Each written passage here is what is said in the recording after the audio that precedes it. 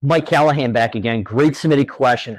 How do we go out and actually decide what services we should offer when we're going out and just starting our new lawn and landscape company? Well, I will tell you, after working with companies doing maybe 100,000 all the way up to 12 or 15 million, this actually hits home to every business, not only the ones starting out, but the ones currently in business.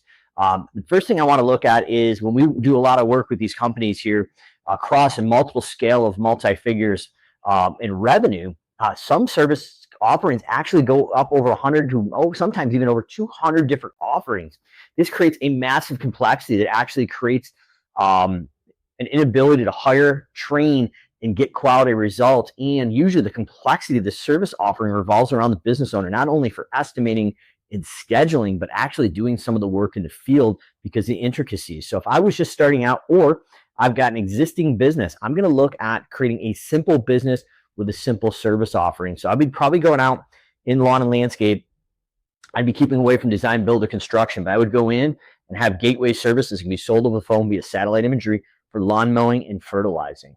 I would then follow up with upsell services to go and continue the landscape maintenance around the landscape beds, the mulching, the pruning, and the bed maintenance. On the fertilization and weed control side, this is where the margins are going to be higher, the profits. And it's only going to take one technician per crew. So once again, simplicity and profits. But if I got this fertilization crew, I'm going to be going out and hopefully upselling mosquito control, deer repellent. Depending on the licensing in your state, I would suggest getting into perimeter pest, maybe some fire ant control, but all the services that can be done with pretty much the same equipment within a few $100s every time we're at the property. So we're going in and doubling or tripling the ticket value while we're there, reducing the non-billable drive time.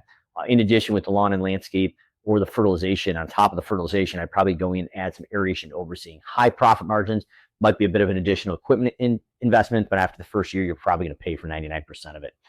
So we're going in and finding some simple services that one technician can do. They're easily trained, easily managed, and if we have the right people running the crew, they're managing the crew as if it's their own little business within theirs. Once again, pulling the weight off the business owner's shoulders and creating a profit driving system that does not revolve around